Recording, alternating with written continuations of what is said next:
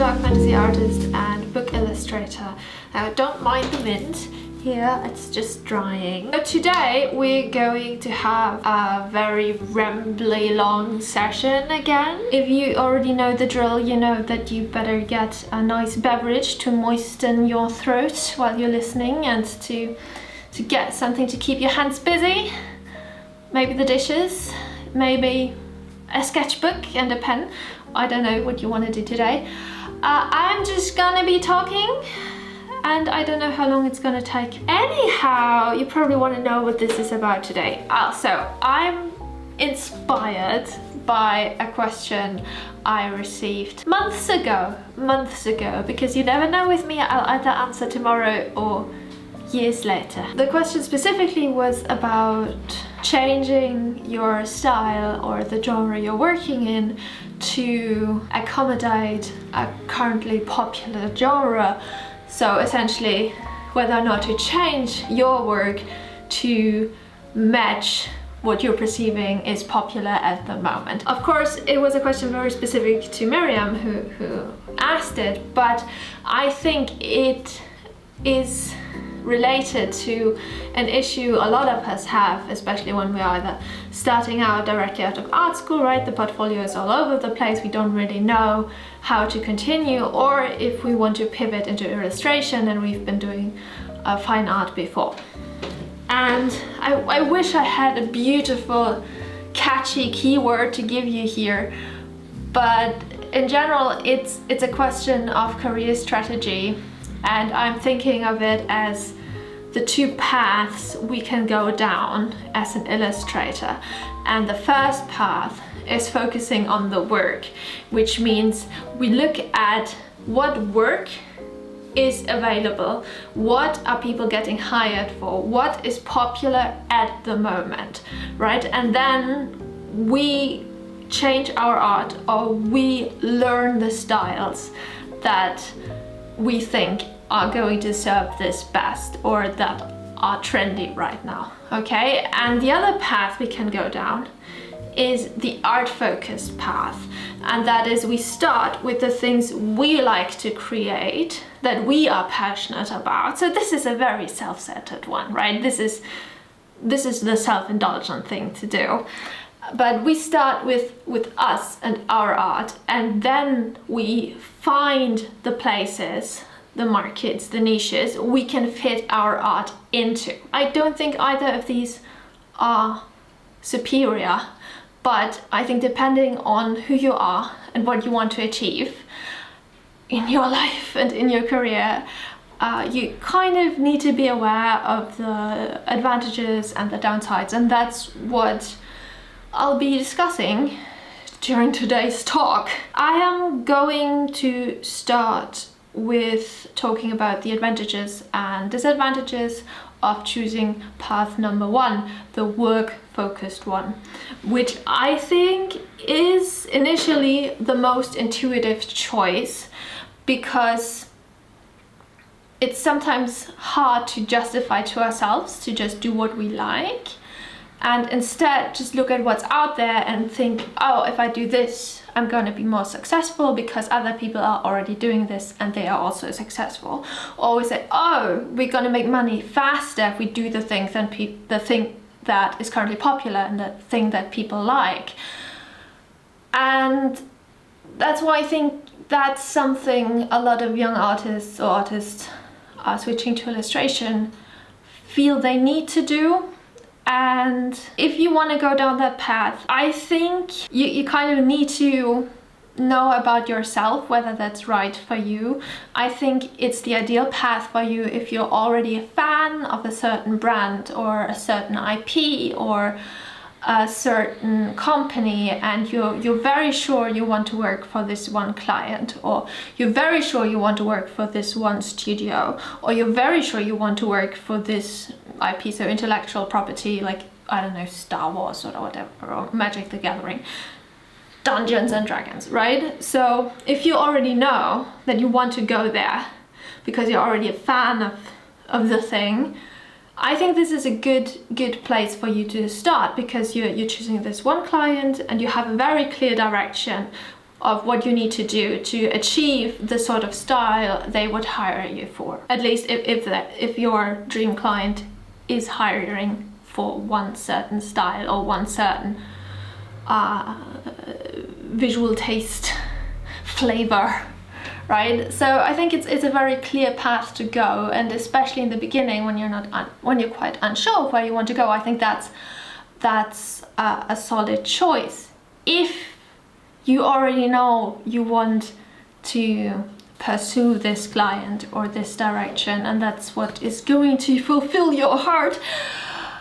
Also, if you go down that path, you want to check in with other artists who are already working for these clients, these dream projects that you're chasing, because there is nothing more disappointing than spending years of your life trying to work in a certain style, trying to perfect a certain kind of art and to chase one particular client, and then you're getting there and you realize that they're not paying enough for you to live on at all, or the career would look very different from what you thought it would look like. So definitely check in with people who are already living your dream, so you know that it actually is what you think it's gonna be. The second aspect is that what you will create, because you're following what is popular right now or has been for a long time, depending on what it is you're chasing,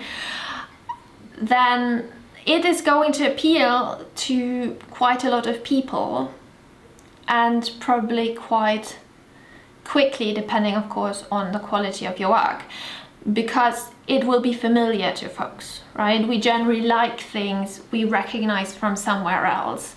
We generally like things that kind of look like something we already know. And because your work is reproducing something that already exists, it's going to be appealing to a lot of people. It's why people like fan art, right? It's something we already know and love. So you might see successes a little bit earlier on. However, this also means, because this is a popular thing, there will probably be quite a few jobs available who are asking for this sort of style or genre. And to be fair, that's kind of why you want to work in it, right? That's what you are chasing. You're like, there are jobs. I'm gonna do the thing that is gonna get me the jobs. And what you need to consider is that there are only a handful of really well-paying, great gigs, and a lot of the jobs that are available are like this long red tail of jobs that are just kind of mid to really, really shitty jobs. And now we're starting to get to the downside, because this is very popular, and especially if it's a style that has been very popular for a long time. For example, this very high polished, realistic, painterly fantasy stuff that has been very, very popular with Magic the Gathering for a while, and also D&D, like this typical handbook stuff, right? Because this stuff has been around for so long and is very popular, there are lots of jobs, but a lot of people are also working in this style. And a new problem is arriving. There has been a lot of that stuff around to train the AI on, which is why a lot of the very smooth, boring AI slop out there is based on it. So once we get to this red tail of jobs, right, and let's say the top ones, they're still gonna pay you and they're still gonna hire artists, and then there are the mid ones who are maybe looking towards AI and saying, but we're still gonna hire the humans, we still have a little bit of money. And then you got to the shit ones, and they're probably gonna switch to AI, because they probably would have hired artists that weren't that good in that style yet, because they didn't have the money, and also because they didn't really care. They don't have that sophisticated eye when it comes to art, and they're just gonna see, ooh, this is cheaper, we're just gonna go with that. So I think this is genre style where there have been historically quite a few jobs available of very different qualities, and I think there are a lot less available now. The other matter that kind of relates to that is because a lot of people work in these sort of styles, right? And the popular ones, there's a lot of competition. They are the ones that they're the old school guys, you know, who've made these styles popular. They're the trendsetters, so to speak. The trendsetters who are the reason why we love these styles, why people are hiring for these styles, and they're the best. And if people have money, they're gonna hire the best if they can, right? And the rest are just kind of, they're the red tail of artists that follow the best in this category and this genre, this flavor of art. And the more you are of a beginner, the lower probably the quality of your work is, and the lower the quality of the jobs you can get with your artists, right? So you would have been dependent on the mid to lower quality jobs to find work, and now you're competing with all the other artists who want to work in this style and AI. I think it's a tricky place to be in, because I think if you master these very popular styles and you get very good at them, I think you probably don't have much trouble to find jobs. But as long as you're still just kind of okay, there are very few arguments to hire you, because there are just so many people who are better than you. And if you're like, oh, that's fine with me, I'm just gonna learn and I'm gonna get better and I'm gonna go and be one of the top artists working in this style, good for you, go get it.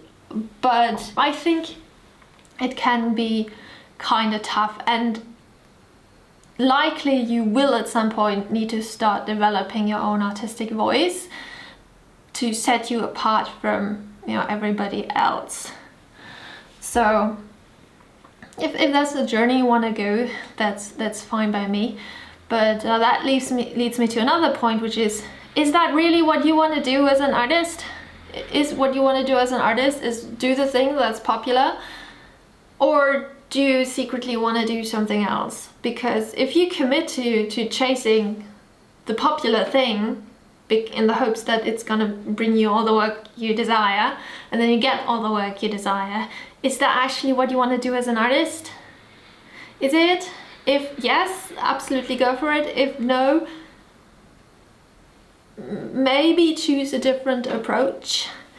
Now the last aspect I want to talk about is trends, right? When we're talking about chasing trends, chasing what is currently popular, if you are already a pretty good painter or draftsperson and you just pivot to something that is currently popular and you don't have to put in a lot of work to create that stuff, I think that's a solid place to start, right? If you don't know where else to go, and you can be like, oh, this is popular right now, I'm going to change the kind of art I'm making to match that more. I think that's cool. But if you're starting out, if you're right out of art school and you still have a lot to learn, and you choose to work in a certain style because you hope to get work in it, what if it takes you years to get good enough to actually get hired for that, and to get hired for an amount of money that you can actually live on? And what if that style looks completely dated by the time you have perfected it? What if the client changes their art direction? Like, you've been chasing that client for years, and by the time you're good enough that you would have been hired 5 years ago by them, they now want something completely different. And I think whenever you're chasing the popular thing, whenever you're trying to appeal to what is currently en vogue,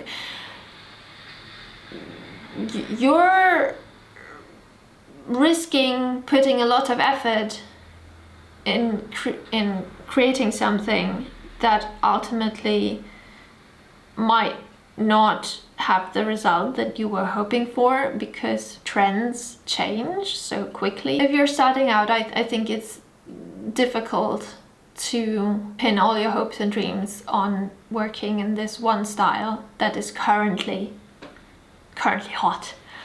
So, which leads us to the second path you can go down, and that is simply doing the art you love, and one day people will discover you and everything will be peachy, which of course isn't true either, right? But the one thing you have covered is that you'll actually create art you like, right? If you create the art you find interesting, you're passionate about, that is completely self-indulgent because you love it, then you'll at least enjoy the work, right? You can be relatively sure about that. Now, the obvious risk is that other people will not like it as much as you do. Or maybe it's experimental and people will kind of look at it and go, what the f is that? Why would I hire you for that? So that's the risky part, and which is why I think people are a bit afraid of going down that road, because it takes a lot of confidence in your own skill, in your own ability to grow and to learn and to create, and in your potential, essentially. Because if you go down that road, you're telling yourself, I believe that what I create, whether it's now or in the future, is or will be good enough for other people to pay me good money for. Even if I have very little evidence of that now, depending on where you are in your journey or in your networking efforts, right? Maybe at this point, nobody's interested in what you're doing, but you have to be the person who still looks at your work and goes, I don't care, I love this, and someday people will hire me for it. And that's a little bit of a brave thing to do, right? And it's very intimidating, and especially if you need the money right now, or you have relatives who are looking over your shoulder and go, well, you want to work with that, that's not a real job. I think it can be quite scary, but I also think in the long run, when it comes to having a sustainable career, and I think if you're working as an artist, as an illustrator, you always have to think about in the long run, because it just takes time for you to get successful. So in the long run, I think this can be a healthier career path to go down to. And I think if you're going down the I'm going for the work first avenue, I think eventually you'll come back anyways. Eventually at least once you start getting jobs, you'll probably kind of wonder what is the work you actually want to do yourself. Anyway, I'm digressing. The one huge advantage if you pursue this path is, apart from you actually liking your work, which you're hopefully also doing if you do the other path, right? I hope you only do it when you like what you're setting out to do. But the huge advantage is that when you create your own work, when you stick to your own voice, when you develop your own artistic voice and your style or styles, then if people love that work and people want to hire somebody who does that work, they have exactly one option. They have to hire you. They have to hire you, or they have to make some other poor artist fake your style or your voice, and they probably can't do it because you're you, right? And you have that special touch and that special connection to your own artwork. I think that's very valuable. I think having your own artistic voice and to develop it early on is really, really valuable, because that's something nobody else has. It makes you feel less like you're in competition with other artists, because you're just doing your thing, and if people want that, they have to come to you. That's your unique selling point. You have one, and it's not just, oh, I'm very good at this style, but your unique selling point is you. It's also a starting point when it comes to building your brand or gathering an audience around you, because you're creating work that is unique to you, and that is maybe not the same as a lot of the other stuff people see floating around the internet. The people who are attracted to your work aren't just attracted to a popular style right now, they are actually attracted to your work, and they might stick around longer. They might be more happy to buy your art books, or to hire you for a commission, or to buy art prints and whatnot. So once you start with you and your art and your interests and your artistic voice, you're already, like 5 steps into building your own brand. And from that, you have more power when it comes to making decisions towards where you want your career to go. Because you could then go, oh, I'm not getting a lot of freelance jobs, and maybe I don't even like freelancing. I thought I would, but I don't. And then you can maybe pivot to selling originals directly to people, or you start, I don't know, art blogging, or whatever. There are so many possibilities today to monetize being an artist, right?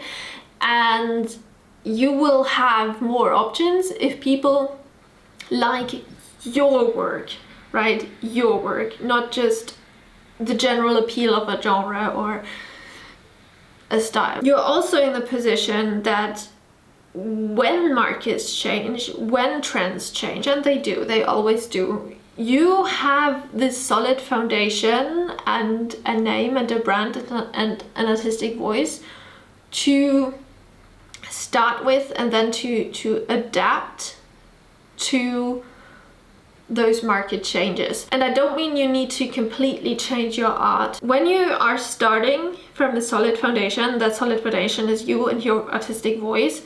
And for example, if you look at book covers, back in the days, like in the 80s, book covers were more about narrative scenes where stuff was happening, and you had several characters, the guy, the poorly dressed lady, and maybe a dragon, and the fantasy scene, and all of that crazy stuff going on. And nowadays we have a much stronger focus on shapes and contrasts and compositions, and way less on these narratives, because now a book doesn't just have to look appealing on a bookshelf at a bookseller's, but when you're scrolling through Amazon at like a tiny thumbnail size. And that's a general shift that we've had over the years. Or if there are times where people like really highly saturated colorful pieces, and then times shift and things become a little bit more gritty, a little bit more desaturated, and those are just little nudges and adjustments you can do to your work, so it still feels fresh, but it's also still yours. And it's probably something you're going to do quite naturally, because you are a person who is living at the time the trends are happening, right? You are being influenced, and if you're looking around and you think, oh, this is a cool thing that's happening right now, I wonder what happens if I incorporate it in my own work. So because you're already always shifting and kind of changing and working on your own stuff and on what you like, it's going to feel more natural to just kind of change it around a little bit. Now, the big downside is, of course, that you don't have this big lighthouse dream client you're working towards, or this big popular genre where you're already seeing all these potential clients you can send your stuff to. No, you're probably a bit more niche, so you have to do better research to figure out where your artwork fits on the overall market. You see your artwork and you might say, okay, can I see this as a book cover? Can I see this as a CD cover, as a movie poster, as an editorial illustration? Could this be an product packaging stuff? Could this be an advertising, right? And then you find the people who work in these areas or in the genres that you're covering and you're trying to find the right people to show your art to, and you might have to do a little bit of convincing to make them believe and trust that your art actually works where you think it will. And by that I don't mean that you're supposed to argue with them about how good your art is and to just believe you that you're gonna sell their product. What I mean is that if you think, wow, my art would look really good as magazine covers, then you adjust your art a little bit to match the formal qualities that a magazine cover needs to have, or a book cover needs to have, or a CD cover needs to have. Because as I said before, a book cover, for example, needs to look good as a little thumbnail illustration, but it might not need to have as much detail as a magazine cover, which will be printed larger. Or there are all these little, I know what I'm saying, magazine covers. I'm not specialized on magazine covers. Different uses of artwork require different things from your art, so you should be able to cover these formal elements, and whether or not that feels natural to you might also decide whether or not that market is viable for you. If you, for example, really love adding tiny details, you might not be a person to do card art, because card art is going to be printed at this size and nobody's gonna see all your tiny little details. Or if you love doing abstract pieces, you might wonder, okay, where would that fit in? And how do I need to present my artwork in a way that the people who I think could hire me know that they could hire me? And for some pieces that might be more difficult than for others, for some styles that might be more difficult for others. For book covers, we're back in the territory, I know.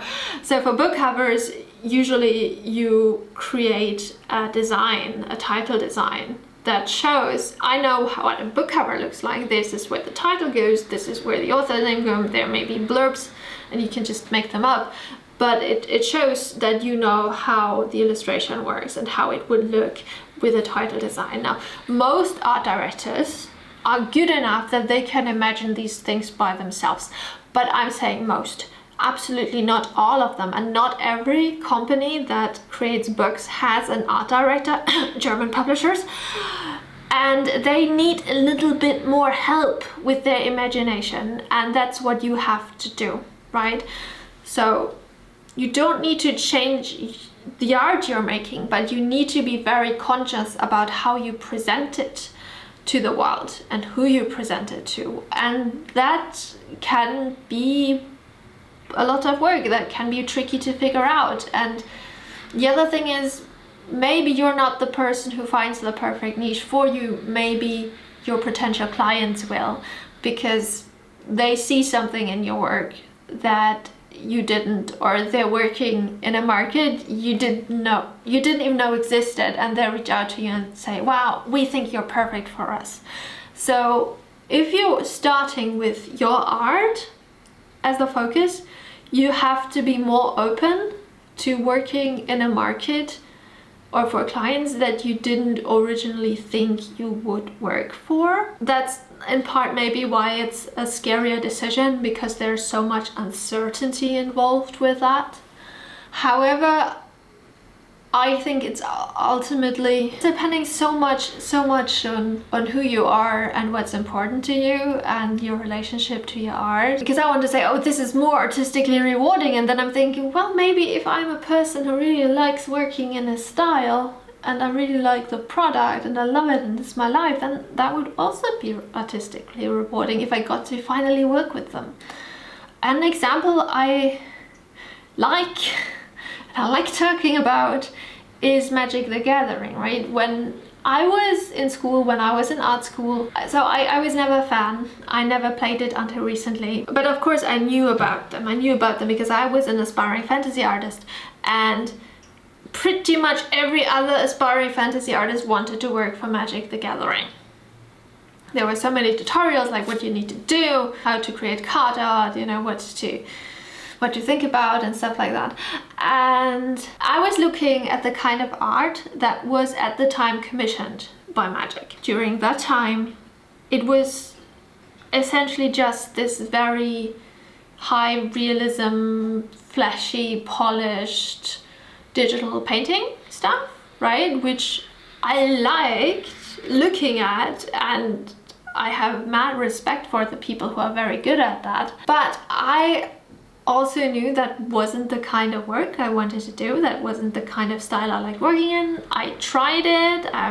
It's so much work. It's so much work to be a high realism person.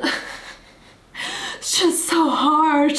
And I like drawing. I like experimenting with stuff, trying new media. Just I didn't feel drawn to the high realism painterly stuff. I thought about, okay, what would I need to do if I wanted to work for Magic, and I thought, nah, I don't want to go that way. I don't want to create that kind of art.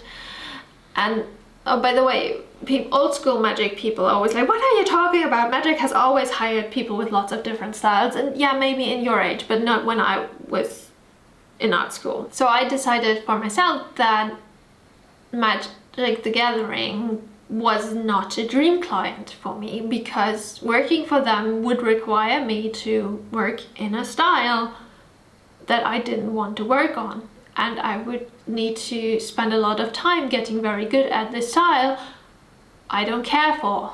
And that's why I pretty much ignored them until they started hiring people like Iris Compiette or Ravina Kai, who of course work in very different styles. And at that point I was like, okay, they're in my neighborhood.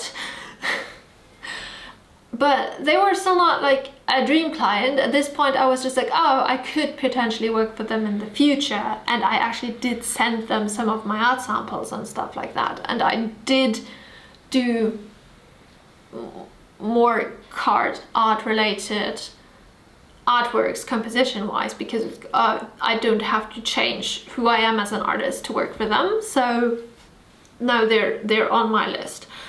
And it took a while, but eventually I actually did work for them and it was fine. Oh my goodness. It was fine. But what I want to say is that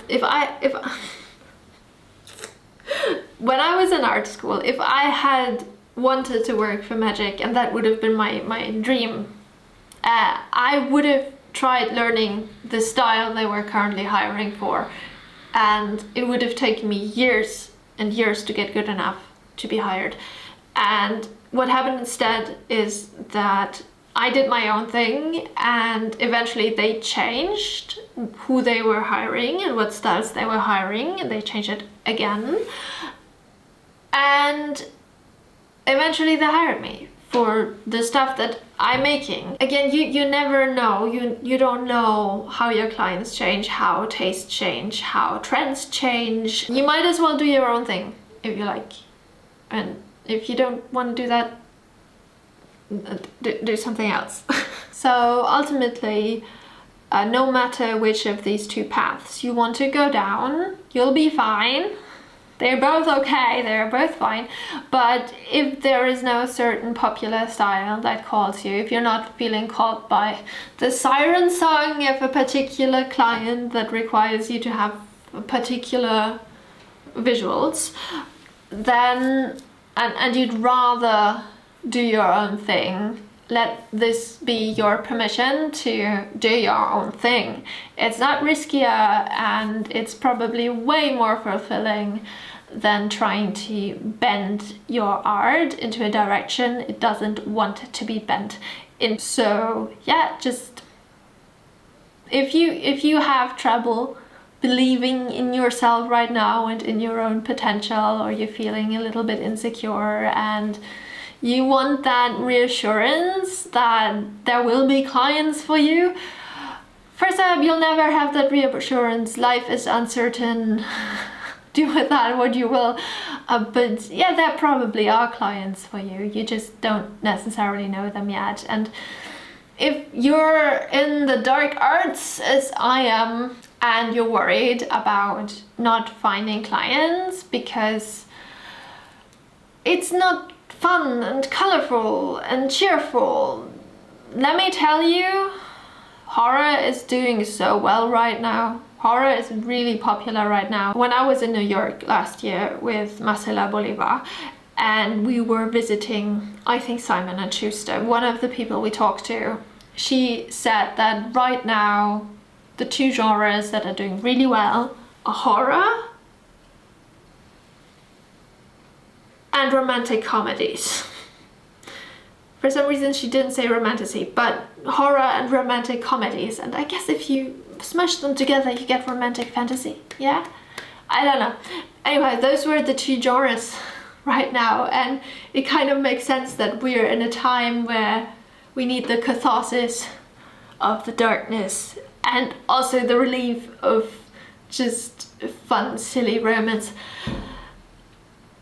Anyhow, okay, I have no script, I'm just rambling. I hope this was a little bit helpful to you, maybe a little bit inspiring, I don't know. If you have questions that you also wish to have answered 3 years from now, feel free to let me know, or if you have any thoughts on the matter. I feel like this is a bit of a personal philosophy for me, like the two paths you can go as an artist, and somebody's gonna come around the corner and says, Jana, you can absolutely take like 10 different paths as an illustrator. What are you talking about? Don't limit yourself to 2. Anyhow, I hope you're having a great day. It's really kind of rainy and grey today, but that means it's cozy autumn time, and I'll just go and read probably and feed the cat. Oh, she wants to be fed. The beast wants to be fed. Anyhow, farewell my friends. Bye.